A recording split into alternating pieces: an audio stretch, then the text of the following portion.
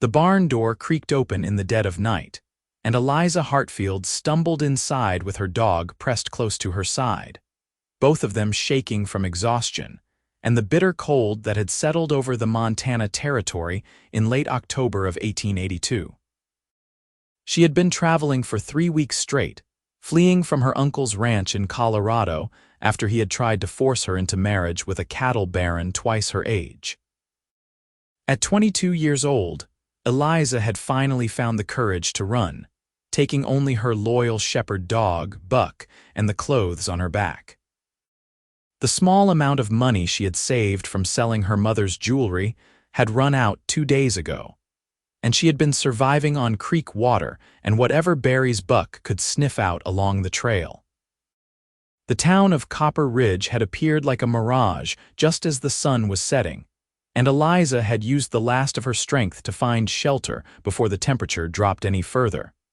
The hayloft seemed like a palace compared to the cold ground she had been sleeping on for weeks. She climbed the wooden ladder carefully, her muscles screaming in protest, and Buck followed with surprising agility for a dog who had walked as many miles as she had. The hay was fresh and sweet-smelling, and Eliza burrowed into it gratefully, pulling Buck close for warmth. Within minutes, both woman and dog were fast asleep, their breathing synchronized in the peaceful rhythm of the truly exhausted.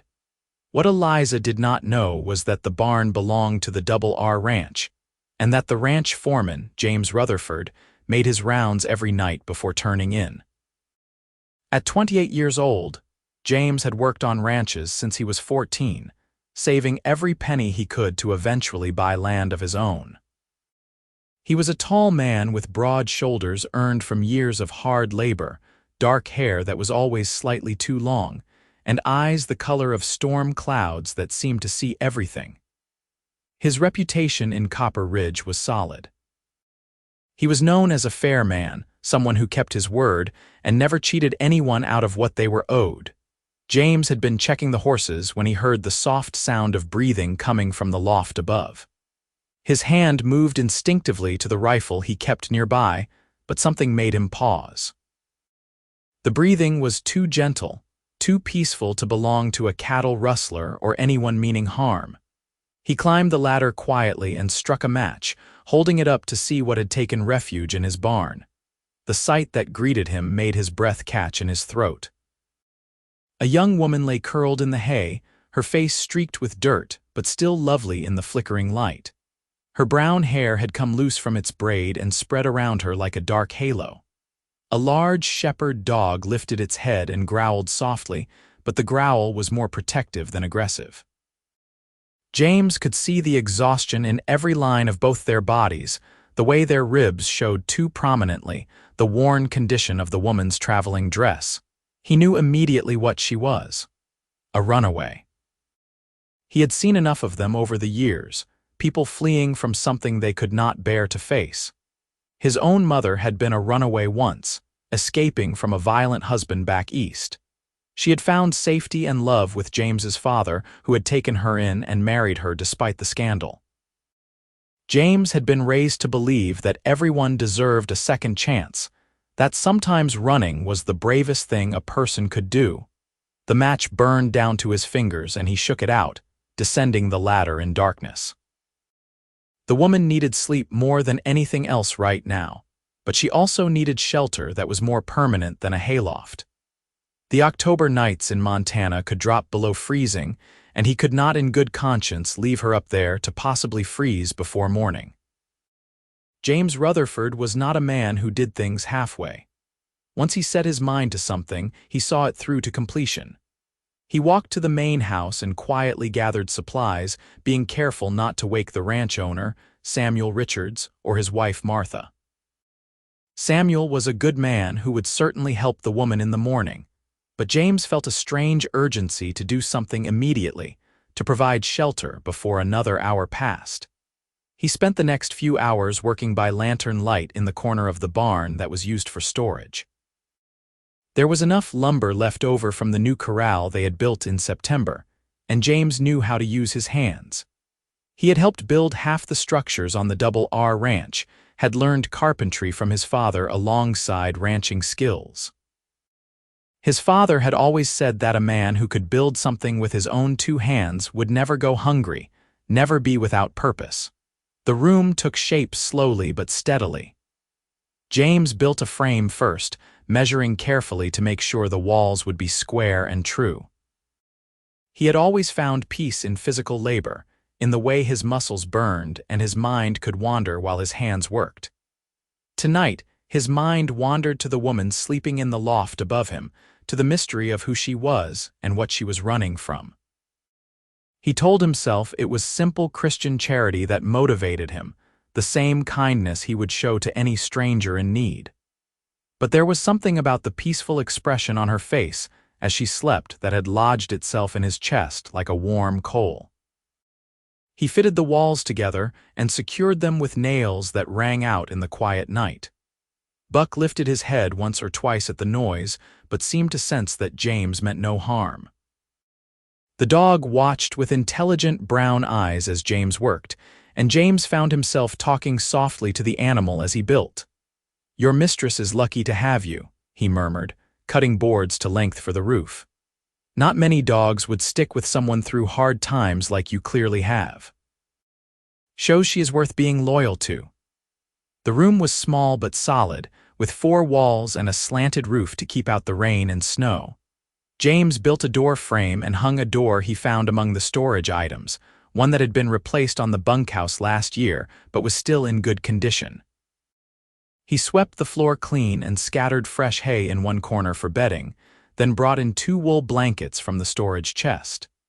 He added a small table he had built last winter during a long stretch of bad weather, and a sturdy chair that he had been meaning to repair, but was still serviceable. The final touch was a small window that he cut into the east wall, fitting it with oiled paper that would let in light but keep out the cold. It was not glass, but it would do until he could get something better. He stepped back and examined his work with a critical eye. The room was simple and rough, but it was weatherproof and warm. More importantly, it had a door that could be closed and latched from the inside, giving the woman privacy and security. Dawn was breaking over the mountains when James finally set down his tools. His back ached and his hands were sore, but he felt a deep satisfaction looking at what he had accomplished. He climbed the ladder to the loft one more time and stood there for a moment, watching the woman and her dog sleep. In the growing light of morning, he could see her face more clearly. She was beautiful in an understated way, with strong features and a determined set to her jaw even in sleep. Her hands were calloused and rough, the hands of someone who knew hard work. "Miss," he said softly, not wanting to startle her. "Miss, you need to wake up." Eliza's eyes flew open and she scrambled backwards in the hay, her heart pounding. For a moment she did not remember where she was, and terror flooded through her. Buck was on his feet instantly, positioning himself between Eliza and the stranger. Then the previous night came back to her and she realized she must have been discovered. The man standing at the top of the ladder raised his hands slowly, showing he meant no harm. "Easy now," he said in a calm, deep voice. "I am James Rutherford, foreman of this ranch. I am not going to hurt you, and neither is anyone else here, but you cannot stay in the hayloft. I have built you a room down below where you will be warmer and safer. You and your dog both." Eliza stared at him, trying to process his words through the fog of exhaustion and fear. "You built a room." She repeated, her voice hoarse from disuse. "In one night? Yes, ma'am. It is not fancy, but it has 4 walls and a roof and a door that locks. You will be safe there while we figure out what to do next." James kept his voice gentle, the same tone he used with frightened horses. "My name is James, as I said. What is your name?" She hesitated, then decided that honesty was her best option. This man had worked all night to give her shelter rather than throwing her out or worse. That spoke to his character in a way that nothing else could. "Eliza Hartfield, and this is Buck. Pleased to meet you both, though I wish it were under better circumstances." James smiled slightly, and the expression transformed his serious face into something warmer. "Come down and see what I have made. Then we can get you both some food. You look like you have not eaten properly in a while." Eliza climbed down the ladder on shaking legs, Buck following close behind. When she reached the ground and turned around, she gasped.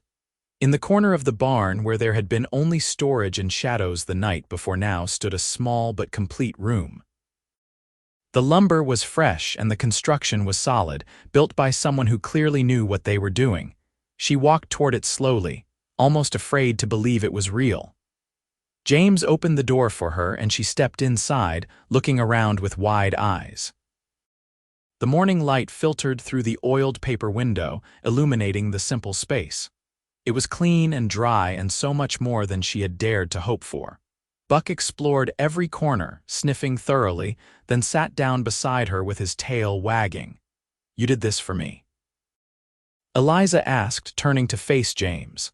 "For a stranger you found sleeping in your barn," James shrugged, suddenly feeling awkward under her direct gaze. Her eyes were green, he noticed, the deep green of pine trees in summer. "Could not leave you in the loft, would not have been right.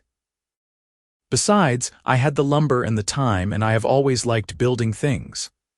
"I do not have money to pay you," Eliza said quietly, shame coloring her cheeks. "I do not have anything at all, really. Just Buck and myself and the clothes I am wearing."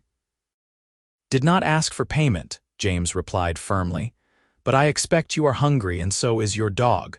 Let me bring you something to eat and then we can talk about what comes next. The ranch owners, Samuel and Martha Richards, are good people. They will want to help you once they know you are here." Eliza felt tears prick at her eyes, the first tears she had allowed herself since fleeing Colorado. The kindness of this stranger who had worked through the night to give her shelter was almost more than she could bear. She had been alone for so long, fighting so hard just to survive, that she had forgotten what it felt like to have someone care. "Thank you," she whispered, and the words seemed inadequate for what he had done.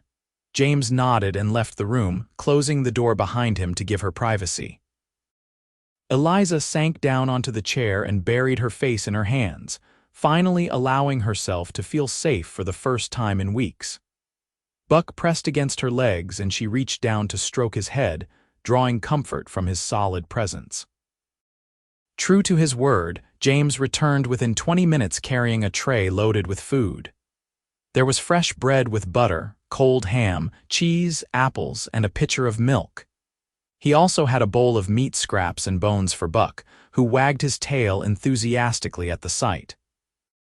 "This is too much," Eliza protested, though her mouth watered at the sight and smell of the food. "You need to eat," James said simply, setting the tray on the table.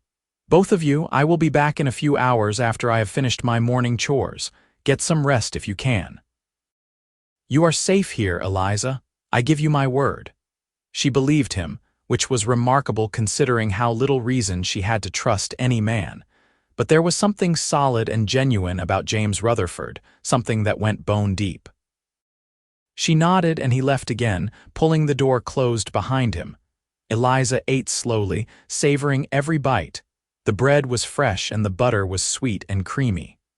She had not realized how hungry she was until the food was in front of her. She saved half of everything for later, years of scarcity teaching her to never take abundance for granted. Buck crunched happily on his bones in the corner, and Eliza lay down on the hay with the blankets pulled around her. She slept deeply and dreamlessly, her body finally able to relax in the safety of the small room. When she woke, the sun was high in the sky and someone was knocking gently on her door. "Miss Hartfield, it is Martha Richards. James told me you were here. May I come in?" Eliza sat up quickly, running her hands through her tangled hair in a futile attempt to look presentable. "Yes, please come in." The woman who entered was in her 50s, with gray-streaked brown hair and a kind, weathered face. She carried a bundle of clothes and a basket that smelled like fresh baking. "My dear girl," Martha said warmly, "James told me about finding you last night. I want you to know that you are welcome here for as long as you need to stay. No one will force you to do anything or go anywhere you do not want to go." Eliza felt her throat tighten with emotion. "That is very kind of you, Mrs. Richards. I can work to earn my keep. I know my way around horses and cattle, and I can cook and clean. I do not want to be a burden." "You are not a burden," Martha said firmly. "You are a young woman who needs help, and we have the means to provide it. That is what decent people do for one another. Now, I have brought you some clean clothes and some bread I baked this morning. There is a wash house behind the main house where you can bathe when you are ready. James said you have been traveling for a while, so I imagine a hot bath would feel good."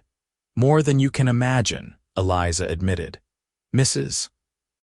Richards, I need you to know that I ran away from my uncle's ranch in Colorado. He might come looking for me. I do not want to bring trouble to your door." Martha's expression hardened. "Let him try. My Samuel has been standing up to bullies and tyrants for 40 years. We do not hold with forcing young women into marriages they do not want, and we do not hold with men who think they own other people.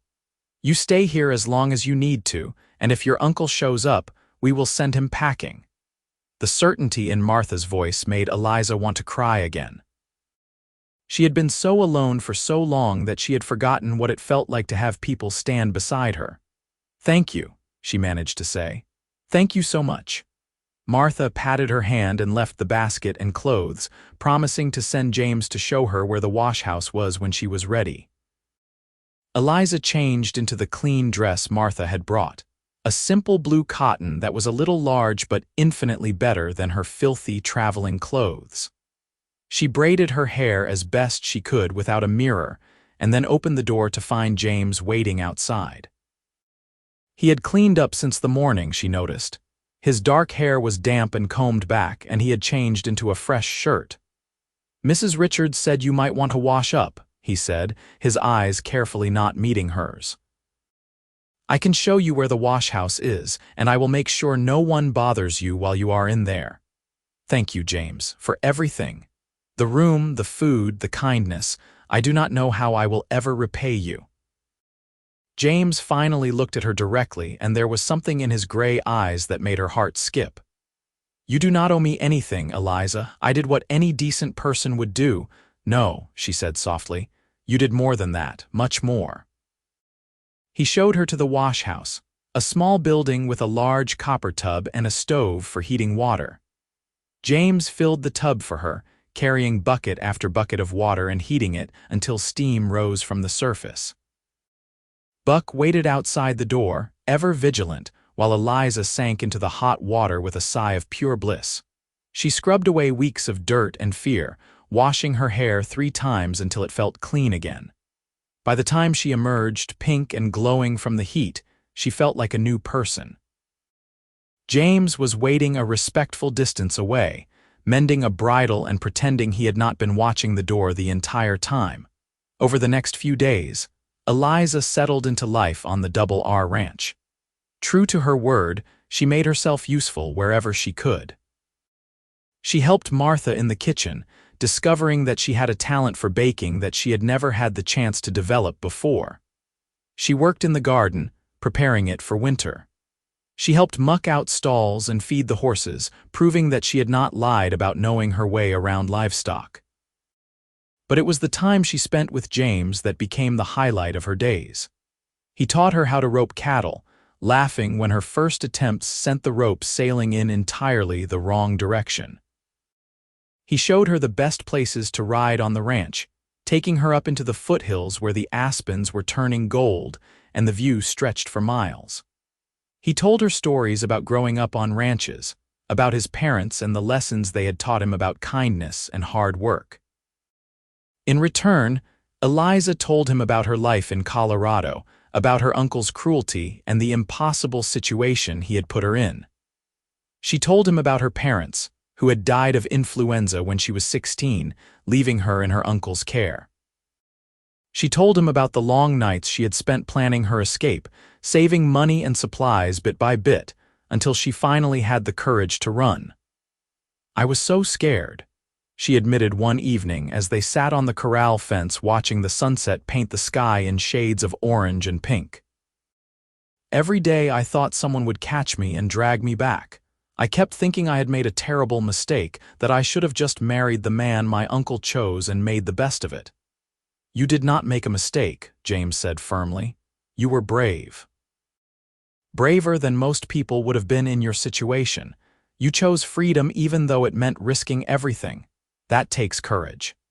Eliza turned to look at him, this man who had appeared in her life like an answer to a prayer she had not known how to speak. You saved my life, you know. If you had not built me that room, if you had just thrown me off the property, I do not know what would have happened to me. James met her eyes and she saw something there that made her breath catch. I could not have done that, he said quietly. From the moment I saw you sleeping in that hayloft, I knew I had to help you. I could not have lived with myself otherwise. The air between them seemed charged with possibility, with words that neither of them was quite brave enough to speak yet. Buck barked from where he was chasing a rabbit in the field, breaking the moment, and they both laughed.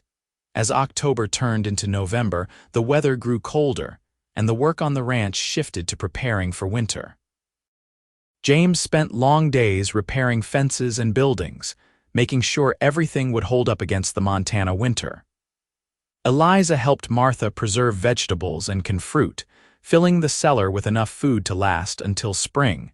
The small room James had built became Eliza's sanctuary. She added small touches to make it feel like home. Martha gave her a quilt her grandmother had made, and Samuel brought her a rocking chair he had been storing in the attic.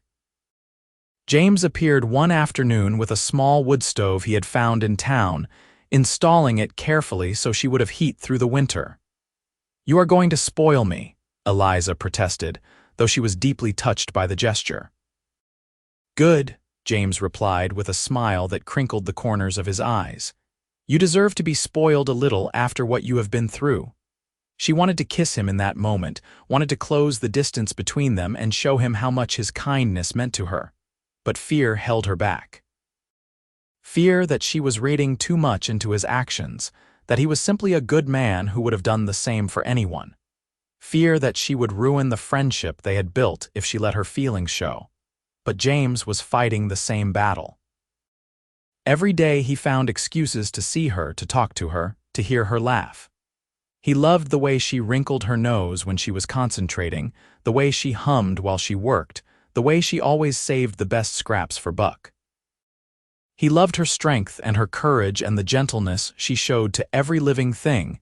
He had never felt this way about anyone before. There had been women in his past, brief relationships that never went anywhere because something was always missing. Now he knew what that missing piece had been. It had been Eliza, this brave woman who had stumbled into his life in the middle of the night and changed everything. The first snow fell in mid-November, transforming the ranch into a winter wonderland. Eliza stood outside her room, watching the fat flakes drift down from the sky, and marveled at how much her life had changed in just a few weeks. She was safe, she was warm, she was surrounded by good people who cared about her. And she was falling in love with a man who had built her a room and given her back her life. James found her standing there and came to stand beside her, their shoulders almost touching. Beautiful, is it not? He said softly. Yes, Eliza agreed, but she was not looking at the snow. She was looking at him. He turned and caught her gaze, and something passed between them that could not be denied any longer. Eliza, he said, his voice rough with emotion. I need to tell you something. I have been trying to find the right words for weeks, but there are no right words. There is only the truth. Her heart was pounding so hard she thought he must be able to hear it. What truth? That I am falling in love with you, that I have been falling in love with you since the night I found you in the hayloft. That every moment I spend with you makes me happier than I have ever been. He took a deep breath. I know it is too soon. I know you might not feel the same way, but I could not keep it inside any longer. I love you, Eliza Hartfield, and I want to build you more than just a room. I want to build you a life if you will let me. Eliza felt tears streaming down her face, but they were tears of joy this time. You foolish man, she said, her voice breaking. I have been in love with you since you carried that first bucket of water for my bath, since you taught me to rope. Since you sat with Buck and me during that thunderstorm and told us stories to keep us from being afraid. I love you, James Rutherford. I love you so much it terrifies me." James laughed, a sound of pure relief and happiness, and pulled her into his arms. She went willingly, pressing her face against his chest and breathing in the scent of him, leather and hay and something uniquely his own.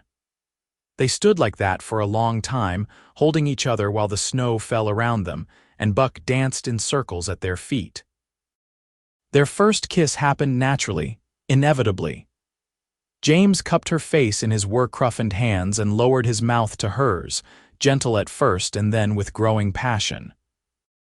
Eliza kissed him back with all the emotion she had been holding inside, all the love and gratitude and desire that had been building for weeks. When they finally pulled apart, both breathing hard, James rested his forehead against hers. "Marry me," he said. "I know it is fast. I know we have only known each other a short time, but I have never been more certain of anything in my life. Marry me, Eliza. Let me spend the rest of my life making you happy." "Yes," she said without hesitation. "Yes, I will marry you. Nothing would make me happier." They told Samuel and Martha that evening, and the older couple was delighted. Martha cried happy tears and hugged Eliza tightly. Samuel clapped James on the back and said he had never seen the young foreman look so happy. They began planning a Christmas wedding, which gave them just over a month to prepare. The news spread quickly through Copper Ridge, and the townspeople embraced Eliza as one of their own. The women brought her fabric for a wedding dress and helped her sew it. The men helped James start building a cabin on the piece of land Samuel had agreed to sell him at a price he could afford. It would be a small cabin to start with, just 2 rooms and a loft, but James promised to add on as their family grew. Eliza threw herself into helping with the cabin, learning skills she had never needed before.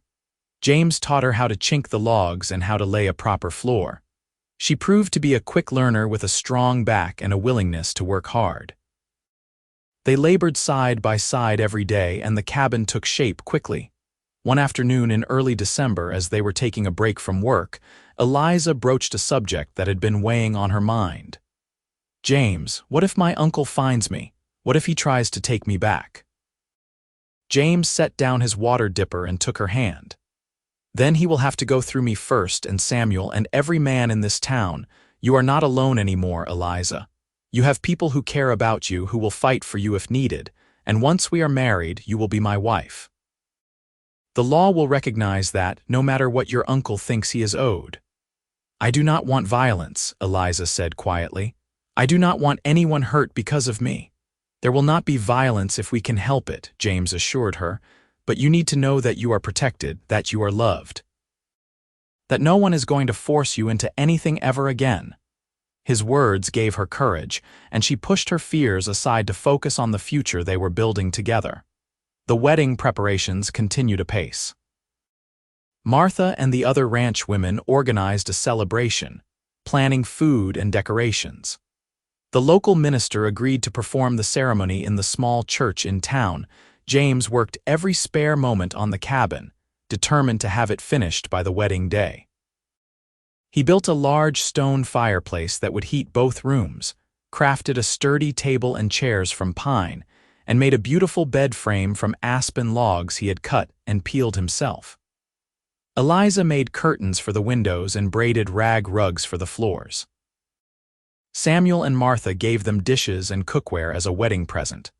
On December 23, 1882, the night before their wedding, James took Eliza to see the finished cabin.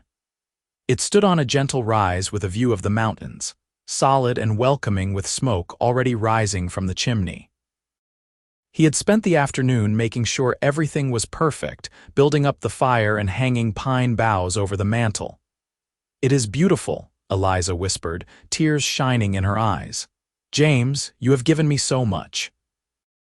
A room when I had nowhere to sleep, safety when I was afraid, love when I thought I would never find it. How did I get so lucky?" "I am the lucky one," James said, pulling her close. "You came into my life and made everything better, made me better. Tomorrow you are going to become my wife, and I promise I will spend every day trying to be worthy of you." "You already are," she told him, standing on her toes to kiss him. "You already are." Their wedding day dawned clear and cold, the kind of crisp winter morning that makes everything sparkle.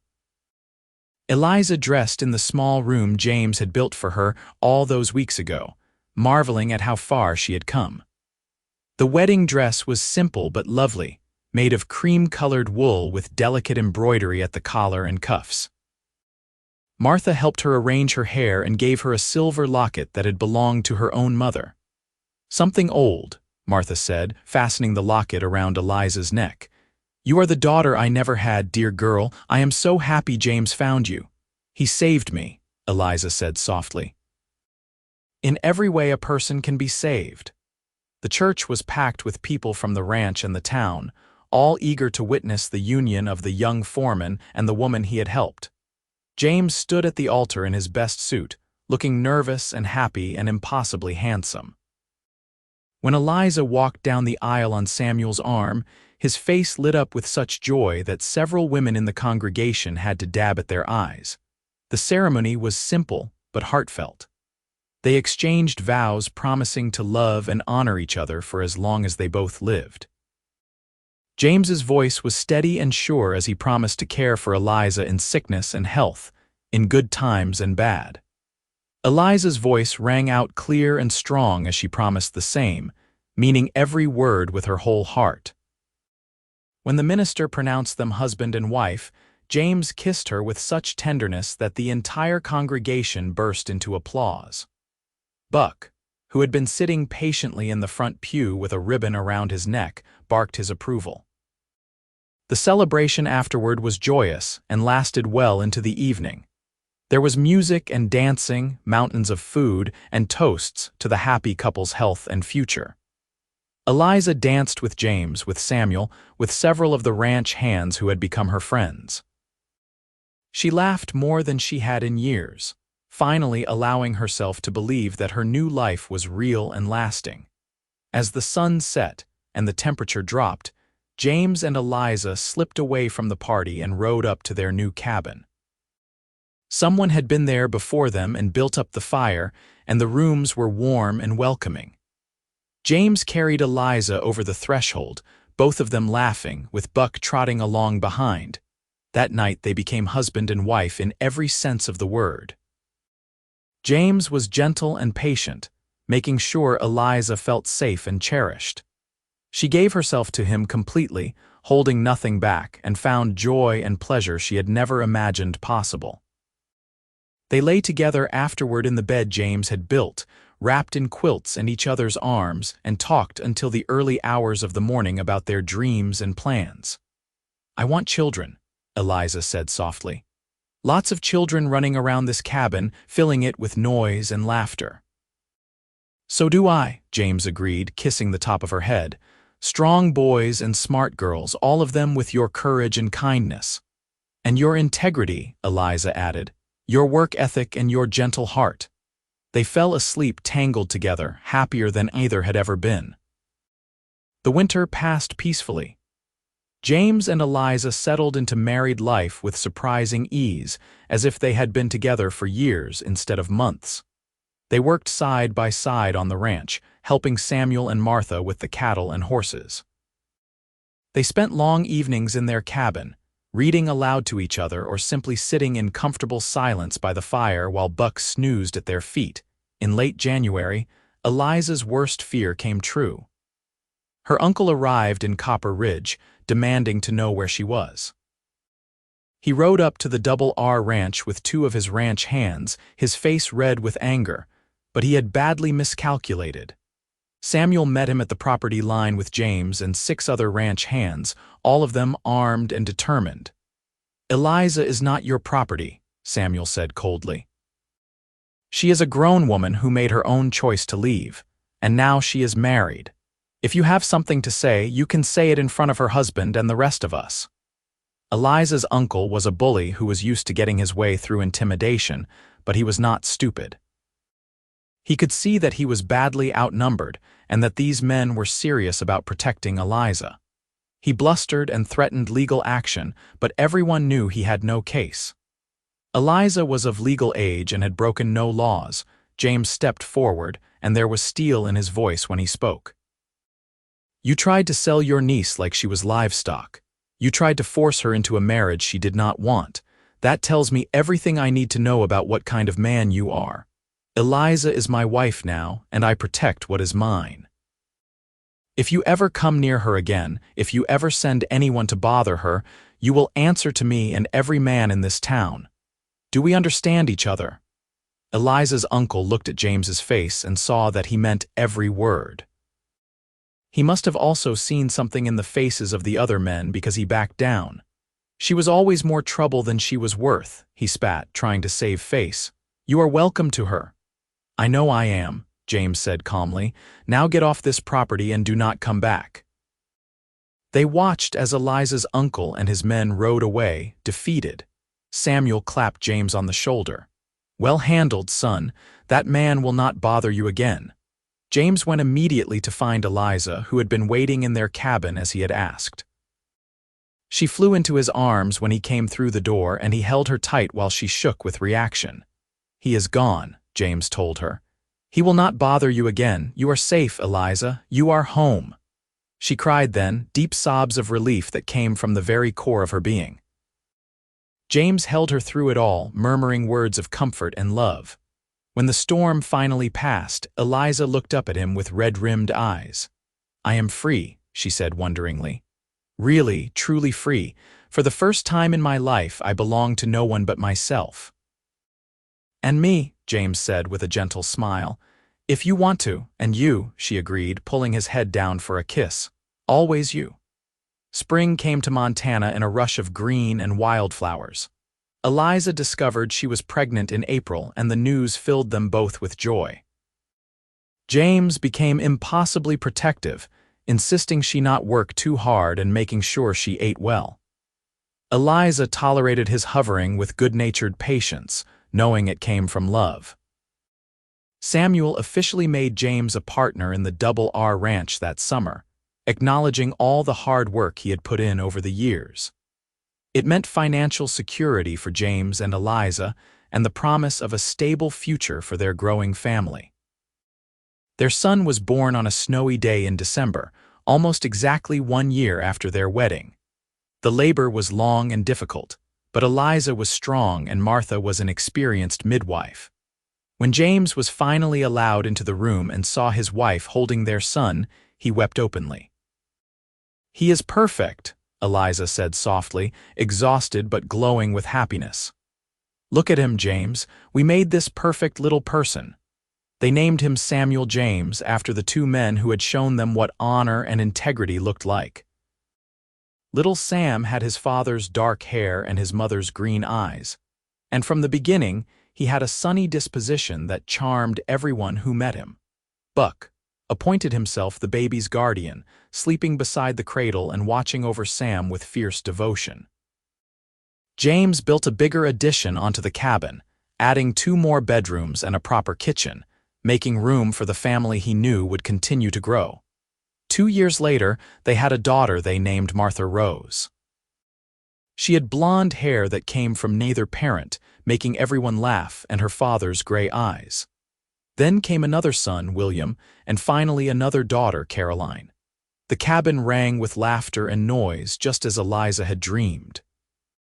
James proved to be a wonderful father, patient and loving and always willing to get down on the floor and play with his children. He taught them to ride and rope, to respect the land and the animals, to always tell the truth and stand up for what was right. Eliza watched him with their children and fell more in love with him every day. The years passed in a blur of seasons and celebrations.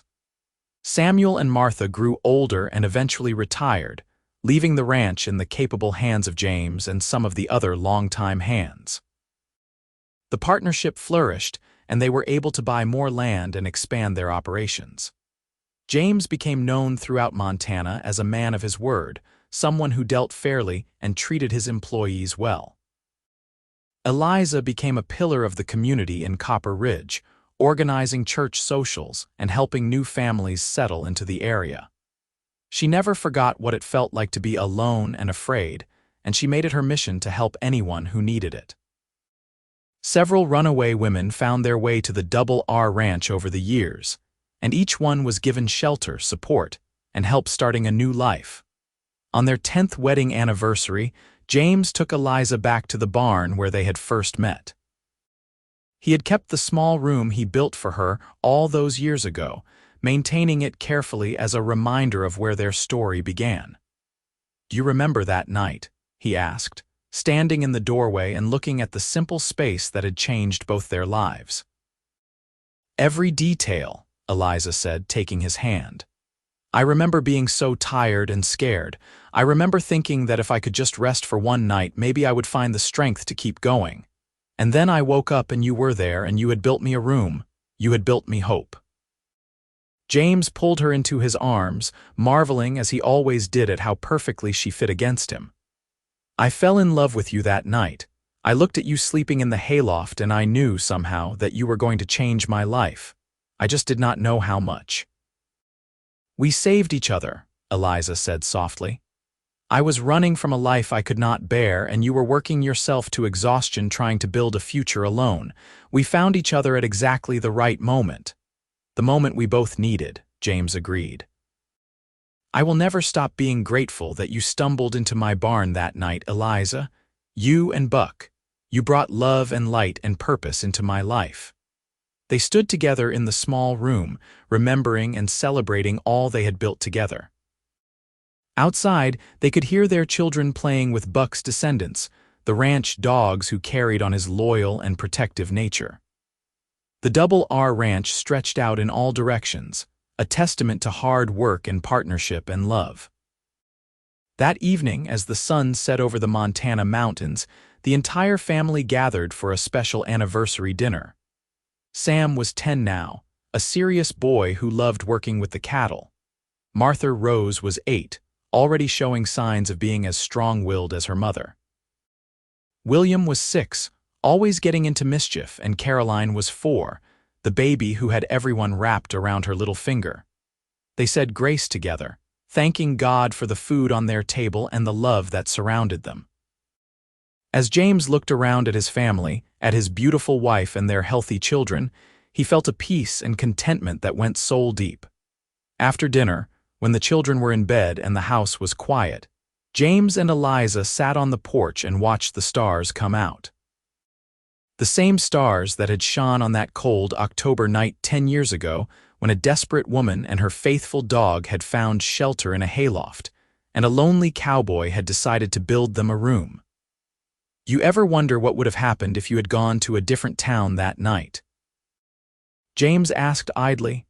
If you had found shelter somewhere else, Eliza considered the question seriously. "I think we would have found each other somehow," she said finally. "Maybe not that night, maybe not in Copper Ridge, but eventually, some things are just meant to be." "I like that thought," James said, pulling her closer.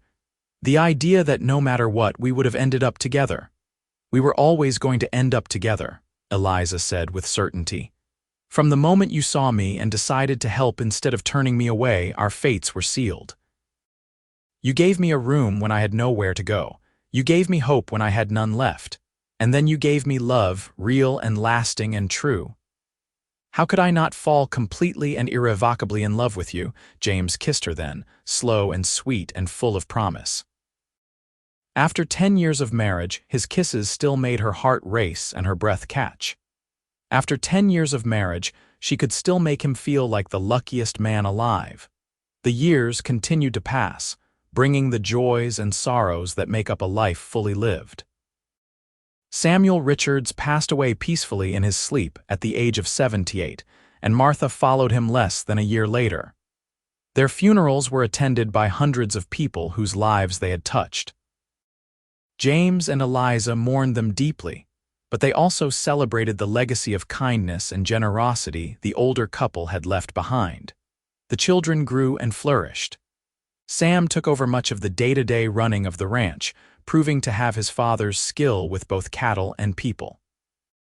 Martha Rose surprised everyone by developing a talent for training horses, and soon people from all over Montana were bringing their problem horses to her. William went to college back east to study veterinary medicine, planning to return and serve the ranching community. Caroline became a teacher, setting up a small school in Copper Ridge for the children of ranch families. James and Eliza grew older together gracefully, their love deepening with each passing year. They became grandparents multiple times over, and their cabin was often filled with children and grandchildren seeking their wisdom and enjoying their company. Buck had long since passed away, but they always kept dogs, all of them descendants of that faithful shepherd who had walked beside Eliza through her darkest days. On their 25th wedding anniversary, the entire town of Copper Ridge turned out for a celebration in their honor. People gave speeches about how James and Eliza had helped them over the years, how their generosity and kindness had made Copper Ridge a better place. There were stories about the women Eliza had helped escape bad situations, about the young men James had mentored and taught the ranching trade, about the countless ways they had touched lives. When it was James's turn to speak, he stood and pulled Eliza up beside him. 25 years ago, he said, his voice carrying across the crowd, a desperate young woman and her loyal dog stumbled into the barn at the Double R Ranch looking for shelter. I found them sleeping in the hayloft, and something in my heart knew that I had to help. So I built them a room, just a small, simple room with 4 walls and a roof. I thought I was giving them shelter for a night or two. I did not know I was building the foundation of my entire life. Eliza squeezed his hand, tears streaming down her face as he continued. Eliza has been my partner in every sense of the word. She has worked beside me to build our ranch and raise our children. She has made me laugh on hard days and held me on sad ones. She has loved me with a fierce loyalty that has never wavered. I am the man I am today because she came into my life and showed me what true courage looks like. He turned to face her fully, taking both her hands in his. I love you more today than I did on our wedding day, and I will love you more tomorrow than I do today. You are my heart, Eliza, my home, my everything. The crowd erupted in cheers and applause, but Eliza only had eyes for James. You saved my life, she said, just loud enough for him to hear over the noise. And then you made it worth living. I love you, James Rutherford. I will love you until my last breath and beyond. They danced that night under the Montana stars, surrounded by their children and grandchildren and the community they had helped build. The small room James had constructed in a single night 25 years ago still stood in the barn, preserved as a reminder of where their love story had begun. Sometimes their grandchildren played in it, making up games and telling stories, never quite understanding why their grandparents always got misty-eyed when they saw them there. The years turned into decades. James and Eliza watched their children have children of their own. They saw Copper Ridge grow from a rough frontier town into a thriving community. They witnessed the closing of the frontier, the coming of the railroad, the slow march of progress that changed Montana forever. Through it all, they remained devoted to each other. On the ranch they had built together.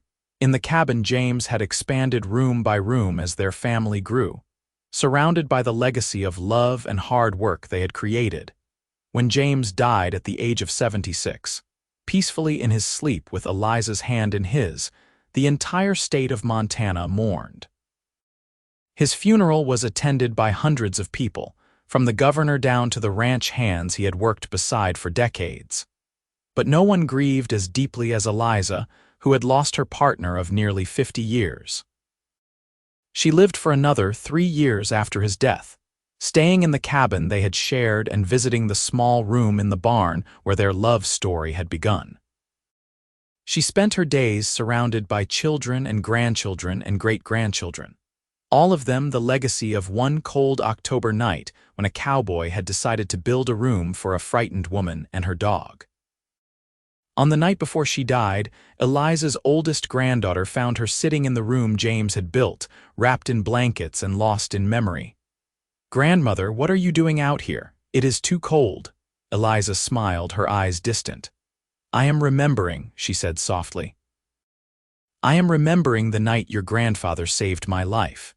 Do you know, he built this room in a single night, worked through the darkness so that Buck and I would have shelter by morning. I woke up and there it was, solid and real and more than I ever dared hope for. He loved you very much, her granddaughter said gently. Yes, he did, and I loved him. We had a beautiful life together, built on the foundation of this room and the kindness that created it. Eliza reached out and touched the wall, feeling the grain of the wood beneath her fingertips. Some people search their whole lives for love like we had. I found it here in a barn in Montana, given to me by a man with a good heart and strong hands. I have been blessed beyond measure.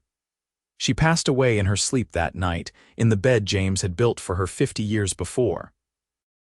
Her children found her in the morning, peaceful and smiling, as if she had been dreaming of something wonderful. They buried her beside James on a hillside overlooking the ranch, under a stone that read, Eliza Rutherford, beloved wife, mother, grandmother. She found love in a hayloft and built a legacy in a room. The Double R Ranch continued on, passed down through the generations of the family James and Eliza had created. The small room in the barn was maintained carefully, a shrine to the power of kindness and the enduring nature of true love. Couples getting married in Copper Ridge often came to see it, touching the walls and marveling at the story of the cowboy who had built it in a single night for a woman he had not yet learned to love. But those who knew the story well understood that James had been falling in love with Eliza from the moment he climbed that ladder and saw her sleeping in the hay. His hands had built her a room, but his heart had already built her a home. And Eliza, brave and desperate and alone, had recognized in him something she had been searching for all her life: safety, partnership, and love that would last forever. Their story became legend in Montana, passed down through generations as a testament to what can happen when one person decides to help another in their moment of greatest need. It was a story about courage and kindness, about taking a chance on a stranger and finding your soulmate. It was a story about building something lasting and true, one board and one day at a time. But most of all, it was a love story. The story of a woman who slept in a hayloft with her dog and the cowboy who built them both a room by morning. The story of two people who found each other in the darkness and created a light that would shine for generations to come. And in the barn at the Double R Ranch, the small room still stands, a testament to the moment when everything changed. When a lonely cowboy saw a sleeping woman and decided that kindness mattered more than convenience. When strong hands shaped rough lumber into walls that would shelter not just a body, but a heart. When love was built, quite literally, in a single night beneath the Montana stars.